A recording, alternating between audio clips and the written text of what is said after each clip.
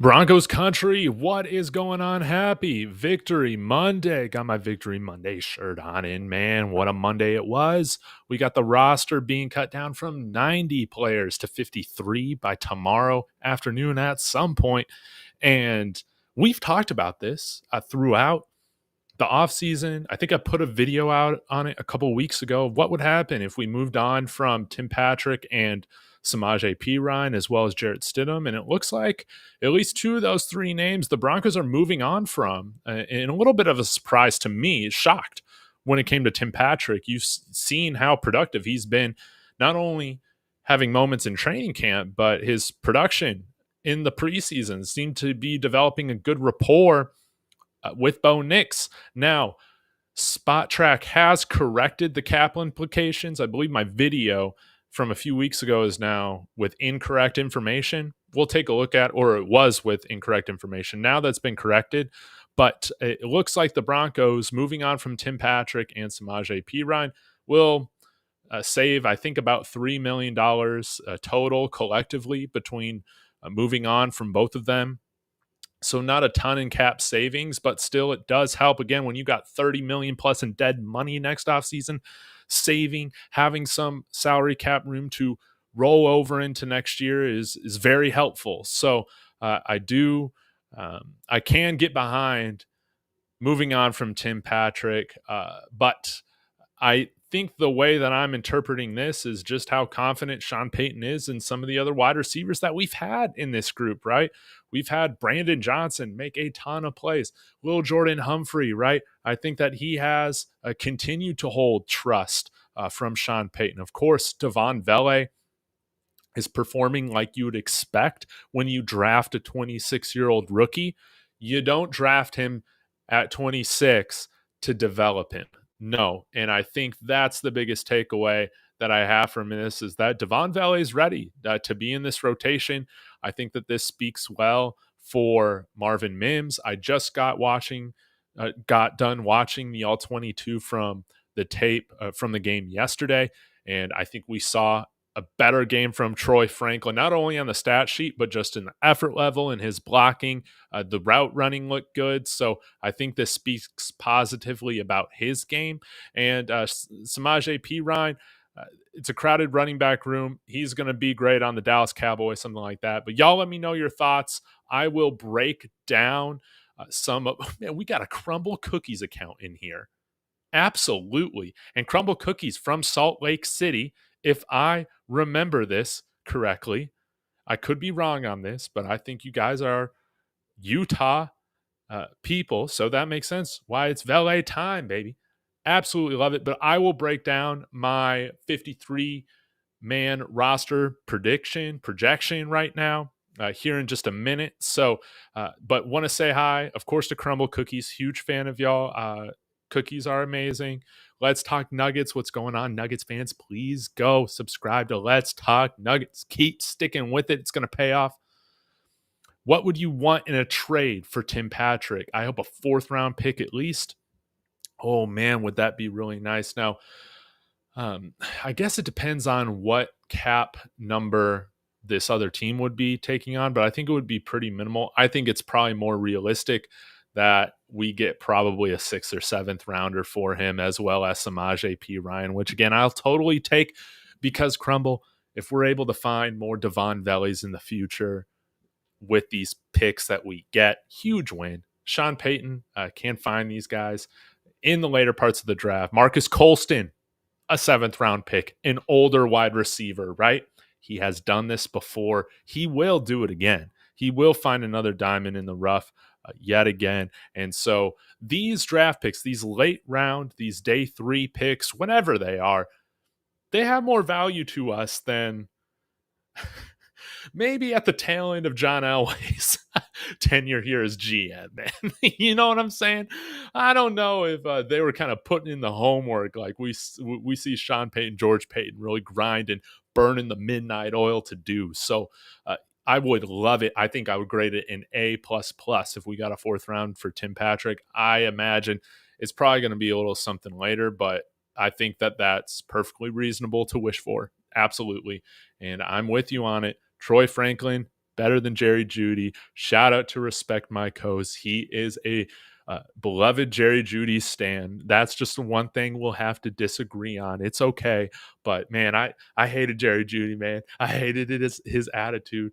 As long as Troy Franklin's not going at it with people on Twitter like weirdos, I'm totally game. I think he's got a great upside, better speed, more speed than Jerry Jeudy. We'll see how it all works out. But overall, let's go ahead and play through this scenario and just how much cap space we save actually cutting these guys or trading them away. Give me 1 second to pull this up. Smash that like as I pull this up. Let me know who's watching in the comments. Greatly appreciate every single one of you. Okay. Let's go ahead and, my face could probably be smaller. Okay. Let's run it. So we're going to manage this roster. Apologies, I don't have an ad blocker thing going here because I do like to support these sites. But anyways, let's go ahead and find Tim Patrick's deal. Here we go. So you see here, if we release him or trade him, it's still about $6 million in dead money. So we do gain $1.125 million in cutting or releasing him. And then when we go to Samaje Perine, it is the same number for either a trade or release, being $1.5 million. So total gain in cap space will be a little over $4.1 million, taking our top 51 cap space to just under $10 million. Again, I believe we can roll any savings over that we have from the year into next year, which again, when you got 30 plus million of Russell Wilson dead money, that's very important to be able to chip away at that. Again, we very well could have one of the most available salary caps in the whole NFL next year. Right now, we're already in the top 10, I believe, according to some of the lovely commenters in my stream yesterday. It's wonderful. I love how Sean Payton and George Payton are managing this cap situation with Russell Wilson.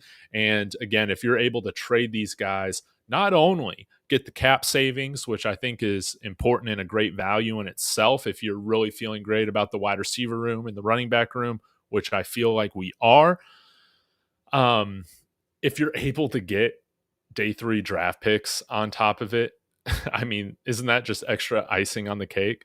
That's phenomenal stuff. Now, let's talk about Jarrett Stidham as well. I know that he's been in the media. The local media has been talking about him because he spent like 30 seconds out of his 5-minute presser not talking about Bo Nix and just talking about him personally, how he was bummed that he's not the starter, how he believes he's an NFL starter.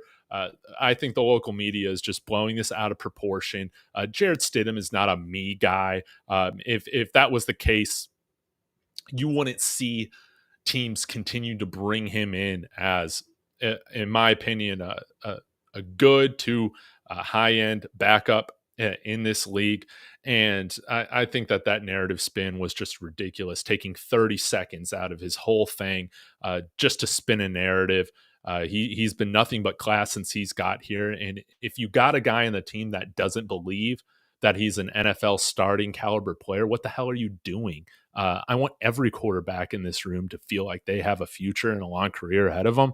And again, you just got to look at it in context. I think that is a nothing burger story. I think that people are just doing that for clicks, stirring up controversy. Jarrett Stidham's here.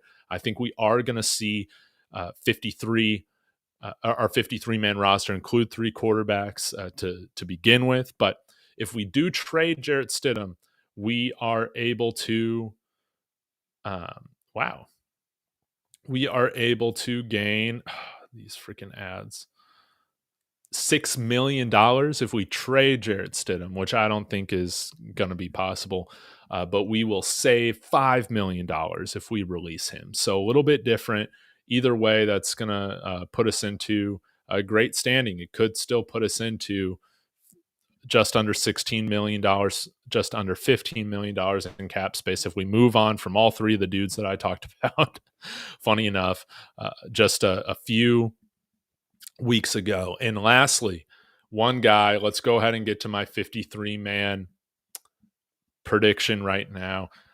One guy that I do have us releasing would be Tremont Smith.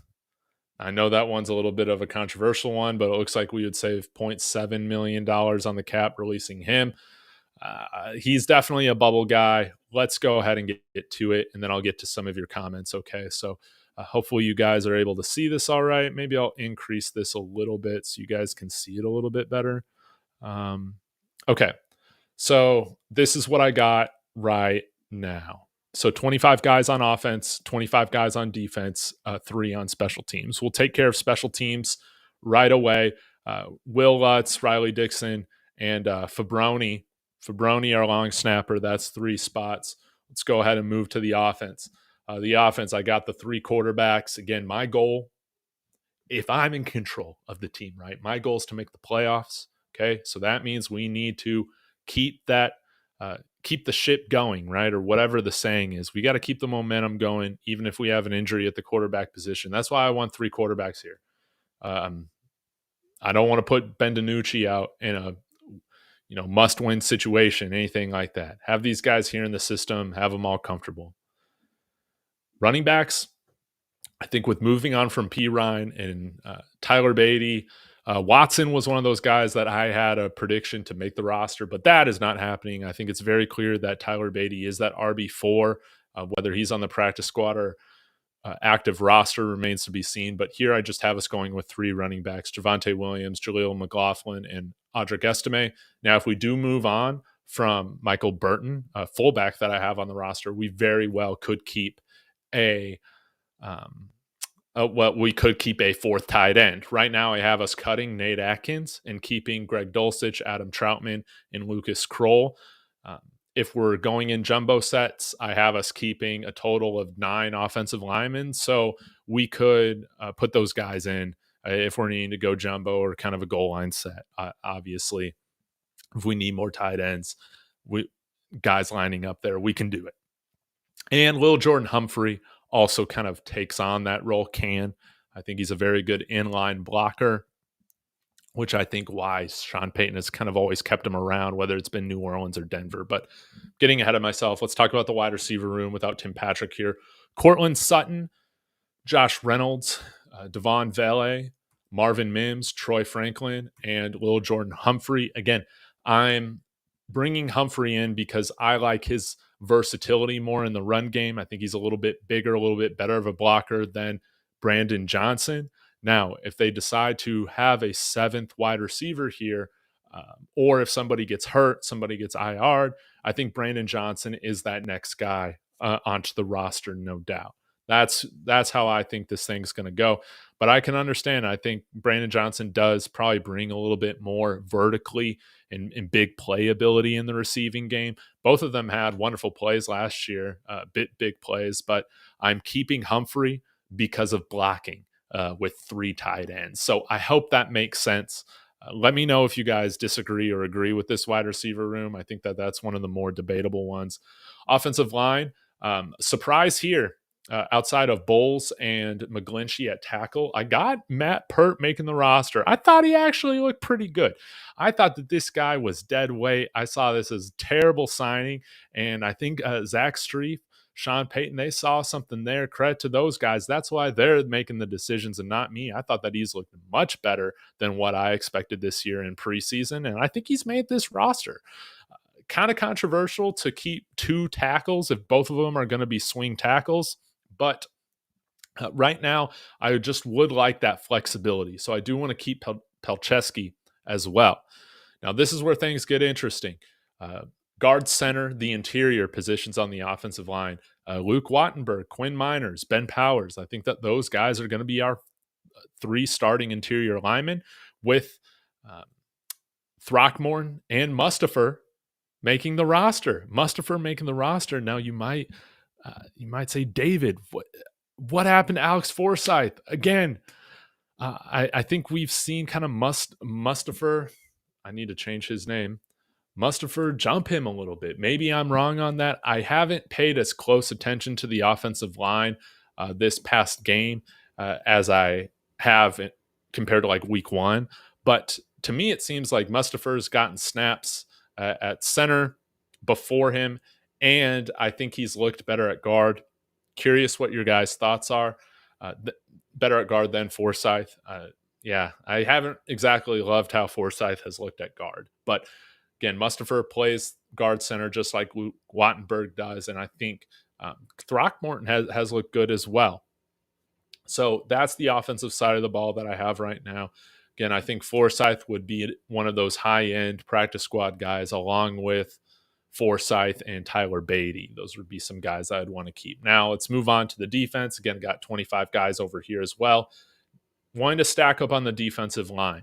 I want to have a lot of bodies to rotate through, both the interior and at the edge positions. So I got DJ Jones. We got Zach Allen, John Franklin Myers, our starters over there.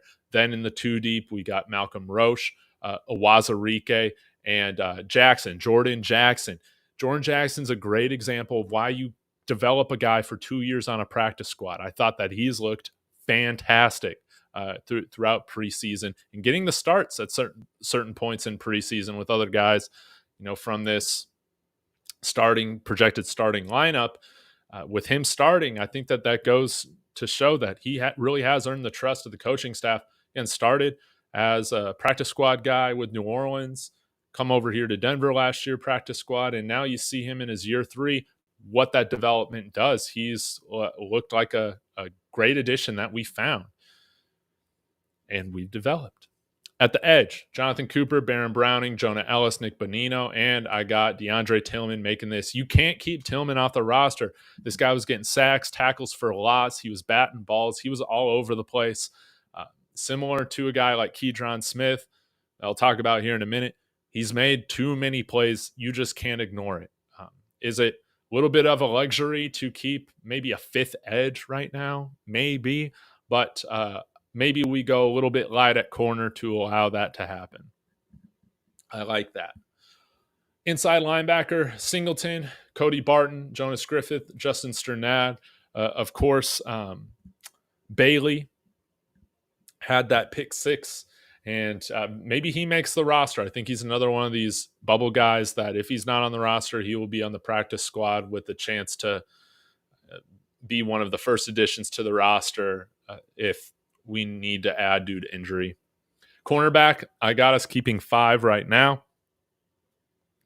That is Patrick Surtain, Jaquan McMillan, Levi Wallace, Riley Moss, and Damari Mathis. Now, if Damari Mathis needs to go on IR, I think, you can continue to bring somebody back like Tremont Smith, somebody who's good on special teams. But I think that we've seen Skinner do a good job on special teams. Again, I think we got a lot of good special teams players right now. And I don't know if Tremont Smith, especially with what we also have at returner right now, I don't know if that's necessarily needed, if we need a player like him right now on the roster. But that's kind of how I have us with the cornerback room right now. And then safety, I got us keeping 5 safeties. PJ Locke, Brandon Jones, Devon Key, JL Skinner, and Keydron Smith. Maybe that's a little bit of a luxury too, but I couldn't leave Keydron Smith off this, even though Devon Key's ahead of him, and I'm not going to cut Skinner. I thought that he's been pretty good for us as well, and a good player on special teams. But I think that, again, this guy was involved in like 5 turnovers throughout 3 games. Something like that. He was very impressive, and I want to see him on this roster. And what I value, I think, again, is just when the lights come on, who is really making the plays. And both DeAndre Tillman and Keydron Smith were making plays when the games were going. And I think that's very important to recognize.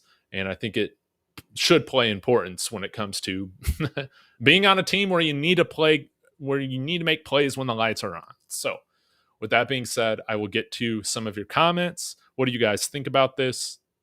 Thank you so much. I'll get to some of these comments from Crumbled Cookies.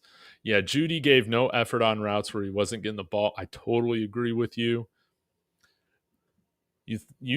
Say, I think we should release Damari Mathis. I was on the train of if we need to free up some cap space this offseason, releasing Damari Mathis. I think that still could be a possibility, especially with this sprained ankle, to be honest. Right now, I'd like to keep him based off of the fact that I think we have seen him play better this preseason than the one we saw last year. But I think that's totally reasonable. I think it's a total possibility that he could be cut. Keydron Smith reminds me of Jaquan McMillan from last year, another diamond in the rough. You were absolutely right. You are absolutely right. And what did Jaquan McMillan do? Just made plays. And you're absolutely right about this as well. So much depth on this team in every position. I mean, we're possibly going to get some draft compensation for guys that aren't going to make this team. And it's been a long while since we've been in position to do something like this consistently. So this is great. I know we traded a conditional 6th or 7th for like Albert O when we traded him to Philly, but I can't even remember if he actually made that roster or anything like that. Jordan Jackson, 6'4", 293 pounds. Need to have big bodies on your D line. Yeah, I guess he might be a tad undersized, but when you turn on the tape, I mean, I'll do a film review on him this week, Crumble Cookies. He was one of the players I was looking at going through the film from yesterday's game. And I mean, this man he was splitting double teams. He was just pushing dudes around out the way. Yeah, he's going against backups, but that's what you should be doing. I've been very impressed by his ability to stand his ground and his strength. And I think, I don't know. I think maybe he just plays a little bit bigger than the size that's on the roster sheet. But I've been very impressed with him. Douglas Wall, what's going on? Hope you're doing well. What's up, Dave? I have a theory. PP talk about Tim P. He was good in preseason. I think they were advertising him. Maybe you meant to say SP. Sean Payton talks about Tim Patrick. He was good in preseason. I think they were advertising him, knowing they are parting ways. Same with other players. And that could be typical Sean Payton 4D chess. You're absolutely right. It could be to just showcase him to get him a better opportunity.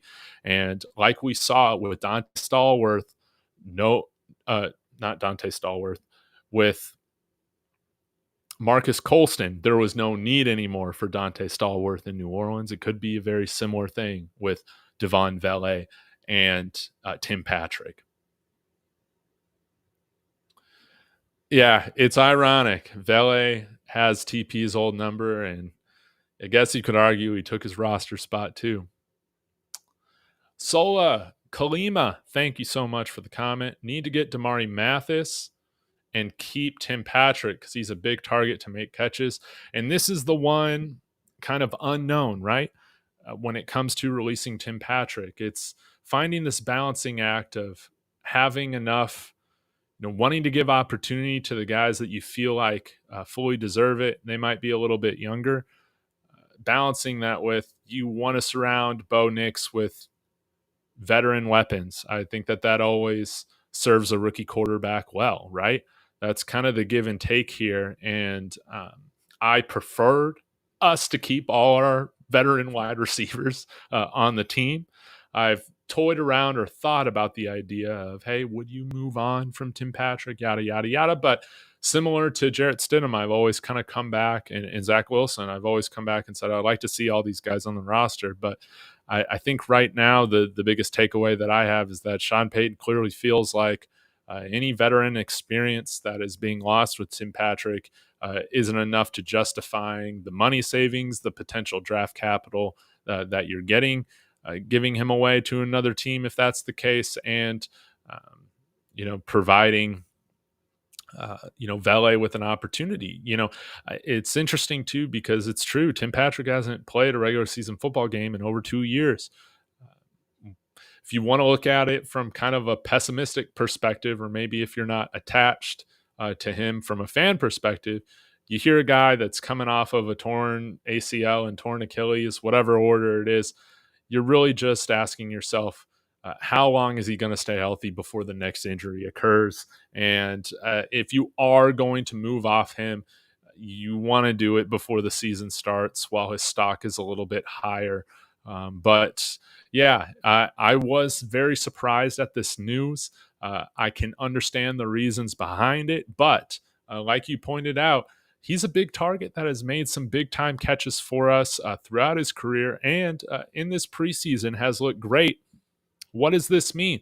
Hopefully, we're not going to miss him in the regular season. Hopefully, the rest of these guys that they're putting their confidence in, they really do step up. That's got to be our hope, right? But it does hurt losing a veteran target like Tim Patrick. And you want to get rid of Damari Mathis. Okay. Well, if we do that, then we could technically keep Tim Patrick. But I think now with the news of him kind of departing, that would open up a spot for somebody like Brandon Johnson, who I think a lot of us have been pleased with his play as well. I think kind of my order of wide receivers, I'd put Brandon Johnson there on the bubble, then maybe David Sills, then Bandy, then Jalen Virgil. Curious what you guys think. As long as Bo Nix is the guy, we will be an elite offense. It starts at quarterback. That's why I think the Raiders will not be good this year. I'm there with you. They're doing the same thing that we've done the last 9 seasons or whatever it is. I agree with you. It all starts with Bo Nix. It all starts with giving him a good line. That's why I got 9 guys on the line. But if you wanted to remove somebody like Throckmorton, again, Throckmorton can play both guard positions. Mustipher can play both guard and center. Maybe that's not totally needed to have him do that. But yeah, or like maybe Pert and Palczewski is a little bit of a luxury having both of those guys on the roster. But I think both of them have earned it. Do you think there's a chance Malcolm Kunse gets cut? Or are you talking about Okun? Let me see here. Malcolm. I see Malcolm Roach. Let me pull up the Denver Broncos roster again. 1 second. Smash that like as you guys are waiting for me to pull this up. Here we go. Now, Tanis Nkum, he was another edge player that, hey, if we decide to keep 6 edge players, I would put him on there. Let's see.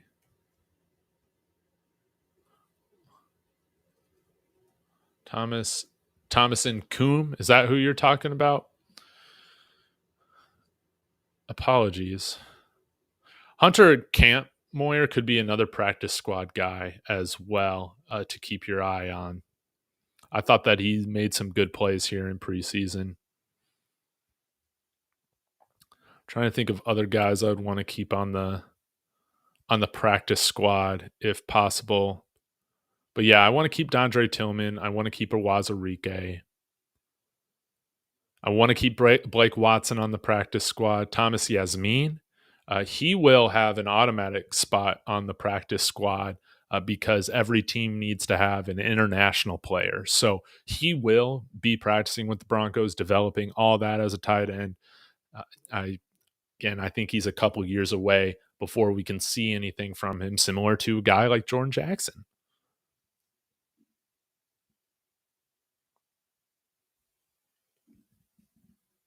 Oh yeah, Thomas Nkum, yeah. I think it's between him or Tillman for that 5th edge spot if they keep a 5th edge.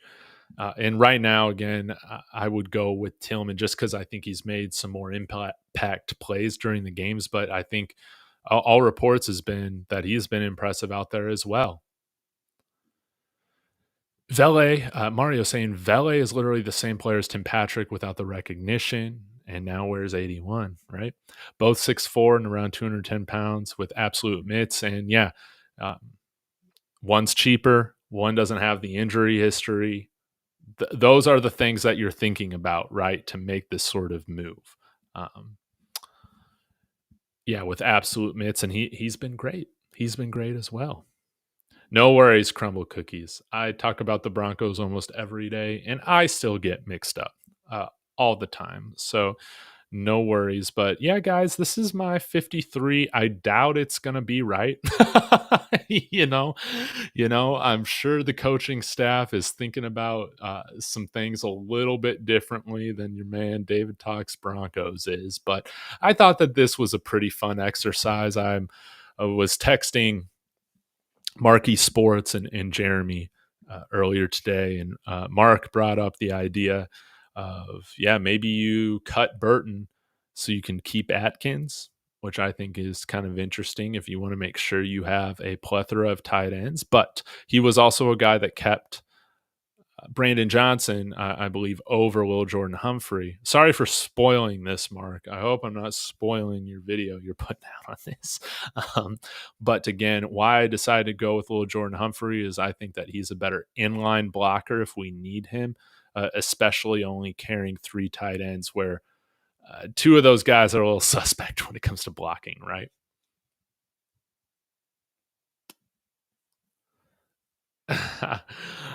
I said on Twitter, Let's Talk Nuggets, that I would love to see Tim Patrick with the Niners. I know you're a Packers guy, so obviously you guys always lose to the Niners in the playoffs, sadly.